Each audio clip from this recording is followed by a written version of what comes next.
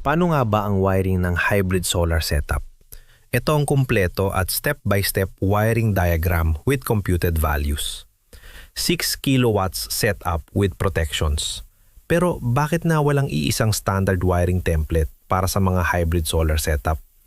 Dahil iba-iba ang disenyo at specifications ng bawat inverter, ang kanilang features at functionalities, electrical specifications at ratings, brand or manufacturer, wiring requirements at safety provisions at paraan ng implementation ng hybrid operation. Sa tutorial na ito, magpo-focus tayo sa hybrid off-grid o grid assist solar setup. Sa hiwalay at susunod na tutorial naman natin, tatalakayin ang true hybrid o hybrid on-grid na kayang mag-export ng sobrang NHERA pabalik sa utility grid. Ang gagamitin nating hybrid off-grid inverter ay ang tulad ng SRNE-HFP 4860 S100H, pwede rin ng Growatt SPF 6000 ES+. Pero bago natin simulan ng wiring, tingnan muna natin ang mahahalagang specifications ng mga inverter na nabanggit natin. Pareho silang may rating na 6 kilowatts output at pareho silang may built-in solar charge controller at ang maganda dito ay dual MPPT pa ito.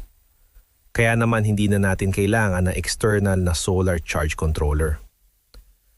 Bawat MPPT nila ay merong 500 volts open circuit voltage at 16 amperes na maximum input current.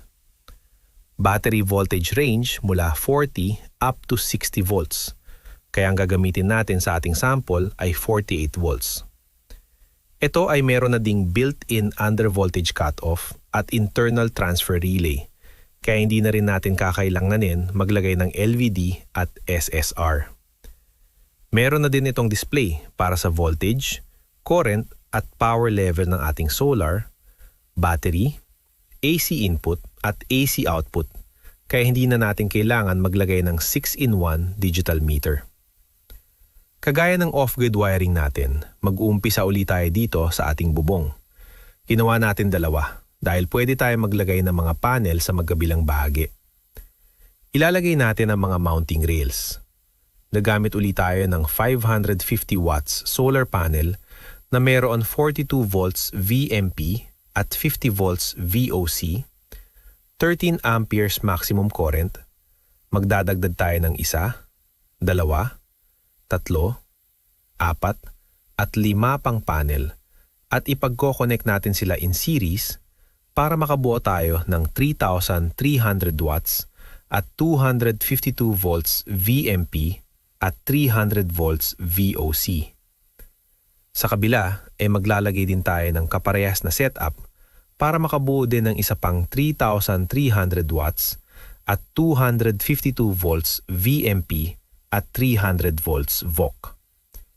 Kadalasan, ang mga panel na ito ay may kakabit na din na MC4 connector. Sa setup natin ito, hindi natin ipagko-connect ang dalawang set dahil utilize natin ang dual MPPT charge controller feature ng ating inverter. Ang gagamitin nating wire ay number 10 AWG.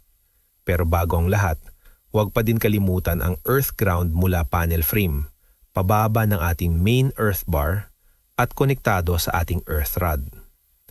Dahil sa gagamitin natin ang dalawang MPPT charge controller na built-in sa ating inverter, magkahiwalay natin lalagyan sila ng DC isolator na mayroong rating na greater than 500 volts at 25 to 32 amperes. Pwede rin tayo maglagay ng fuse, pero pwede rin naman na idiretso na natin bawat isa sa kanya-kanyang DC MCB na may rating na greater than 500 volts at 20 to 25 amperes. Gamit pa din ang number 10 AWG, maglalagay pa din tayo ng dagdag na proteksyon laban sa mga biglaang pagtaas ng voltage ng dahil sa iba't ibang dahilan, kagaya ng kidlat. Ang gagamitin natin ay DC SPD na may rating na 1,000 volts at ipagko-connect natin ito sa main earth bar. Tandaan pa din na dapat maiksi lang ang layo ng ating SPD at ng ating main earth bar. Galing DC MCB ay pagkoconnect naman natin sila sa ating PV input terminals ng ating inverter. Meron itong PV1 at PV2 connections. Para mas madali natin maintindihan, ilalagay natin ang pin-out label ng ating inverter. Pagkatapos nito, ihanda naman natin ang ating battery bank. Gagamit tayo ng 48 volts 100 ampere hour LiFePO4 battery. Nakadalasan ay meron na ding communications functionality para sa battery management. At para low setup, meron din itong breaker at dip. Mayroon din itong breaker at dip switch o dual inline.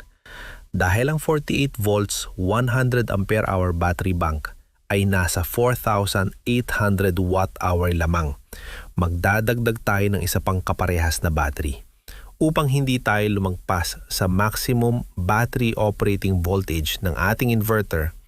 Ipaparallel connection natin silang dalawa gamit ang number 1, OT EWG. Kapag higit sa dalawa ang ating ipag-connect, mas maigi na gumamit tayo ng tinatawag nating battery bus bar. Kung parallel connection ang ating battery, huwag kalimutang iset ang ating dip switch ayon sa nakalagay sa ating presentation para magkaroon ng master at ng slave.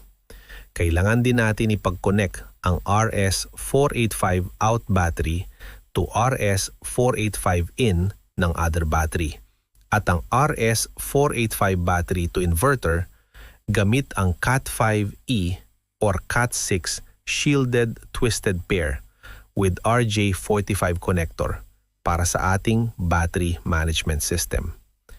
Galing battery, kukonect natin ito sa DC molded case circuit breaker na may rating na 125 volts at 200 amperes. Gamit pa din ang number 1 OT AWG na wire. Bakit 200 amperes rated na DC MCCB lang? Dahil kahit 200 ampere hour ang kabuuang kapasidad ng ating battery bank, humigit kumulang 125 amperes lamang ang maximum na current na huhugutin ng ating 6 kilowatt inverter mula sa baterya. Makikita ninyo ang kumpletong computation sa ating presentation. Mula sa DC MCCB, ikokonekta natin ito sa battery terminals ng inverter gamit pa rin ang 1 OT AWG battery cable. Mula naman sa AC output ng inverter, ikokonekta natin ito sa isang 40 ampere 230 volt AC MCB gamit ang number 7 AWG THHN copper wire na may 600 volt insulation rating. Bagamat may built-in surge protection na ang inverter, maglalagay pa rin tayo ng karagdagang proteksyon gamit ang isang AC SPD na may rating na mahigit 275 volts at ikokonekta natin ito sa ating main earth bar para sa mas mahusay na proteksyon laban sa mga surge at kidlat. Mula sa AC MCB, ikokonekta natin ito sa normal source ng ating 63 ampere 230 volt automatic transfer switch o ATS. Katulad ng isang pure off-grid setup, ikokonekta naman natin ang utility grid sa emergency source ng ATS.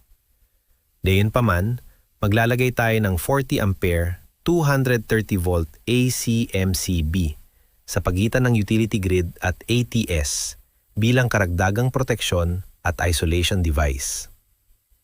Sa output side ng ATS, ikokonekta natin ang line-to-line at neutral-to-neutral connections papunta sa ating mga load.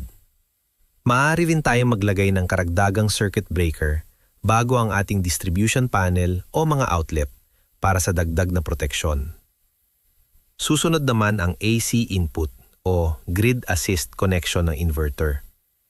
Kukuha tayo ng supply mula sa utility grid papunta sa AC input ng inverter. Sa linyang ito, maglalagay din tayo ng AC MCB at AC SPD bilang proteksyon. Upang madali nating ma-isolate o ma-on at ma-off ang AC input ng inverter kapag kinakailangan, maglalagay tayo ng 63 ampere AC isolator bago ito ikonekta sa AC input terminals ng inverter. Maaring may magtanong kung bakit hindi tayo gumamit o naglagay ng CT sensor sa setup na ito. Ang dahilan ay isa lamang ang direksyon ng daloy ng kuryente, mula sa utility grid papunta sa inverter. Dahil wala tayong balak mag-export ng kuryente pabalik sa grid, hindi na kinakailangan ang CT sensor para sa export limiting o energy monitoring.